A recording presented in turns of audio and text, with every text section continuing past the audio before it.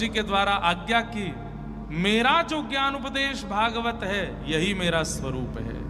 कलिकाल में मेरा अनुभव करना हो, मेरा दर्शन करना हो, मेरी शरणागति लेनी हो तो श्री भागवत जी की शरण ग्रहण कीजिएगा। इस प्रकार कहते हुए ठाकुर जी अपनी लीला पूरी करके प्रस्थान कर गए। उद्धव जी महाराज बद्रीनाथ चले गए, मैत्रेय मुनि हरिद्वार चले गए, अर्जुन हस्तिनापुर चले गए। हस्तिनापुर जाकर के उन्होंने संकेत किया कि भगवान लीला पूरी करके जा चुके हैं। ये खबर सुनते ही पांडव स्वर्गारोहण को चले गए, परीक्षित को राजा बना गए।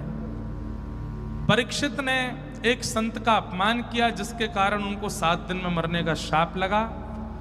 7 दिन में मृत्यु का शाप सुनकर के परीक्षित जी अपने उद्धार के लिए संतों के पास गए। 7 दिन तक शुकाचार्य जी ने उन्हें भागवत की कथा सुनाई। आज कथा का विश्राम है। शुकाचार्य जी महाराज परीक्षित से कहते हैं, परीक्षित मैं मरूंगा, ये पशु बुद्धि सत्संग करने वाले को अपने हृदय से निकाल देनी चाहिए। मैं मरूंगा नहीं, शरीर मरेगा, शरीर रुकेगा, शरीर रुग्ण होगा, शरीर की सब क्रियाएं हैं। मैं तो ठाकुर जी का हूं। और मैं कौन है? ये दिव्य चेतना जो हमारे अंदर है वो ठाकुर जी की होती है। शरीर तो केवल माध्यम बनता है उस चेतना को परमात्मा से मिलाने का, पर हम शरीर को ही अपना मान लेते हैं। कोई व्यक्ति, उसको बंबई जाना है, अब पहुंचना तो उसको बंबई है, लेकिन उसने सहारा लिया हवाई जहाज का।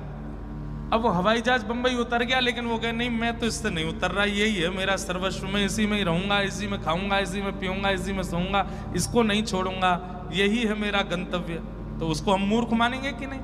ऐसे ही बंधुओं, शरीर हवाई जहाज है, ये तो हमने केवल माध्यम लिया है। इससे खाते हैं, पीते हैं, सोते हैं, हंसते हैं, जागते हैं, चलते हैं, फिरते हैं। क्यों? क्योंकि भीतर बैठी जो दिव्य चेतना है वो अभी ठाकुर जी से मिली नहीं है, उनकी हुई नहीं है। जब तक वो उनकी होगी नहीं तब तक इससे कर्म निर्वाण करने हैं। और जैसे ही वो दिव्य चेतना ठाकुर जी की हो जाएगी, शरीर का धर्म पूरा, इसको त्याग करके हम भगवत धाम विलीन कर जाएंगे। और अगर तब भी ठाकुर जी से नहीं मिल पाए, शरीर की अवधि पूरी हो जाएगी, तो शरीर छोड़ करके दूसरा शरीर लेना पड़ेगा। कभी कभी कनेक्टिंग फ्लाइट्स लेनी पड़ती हैं।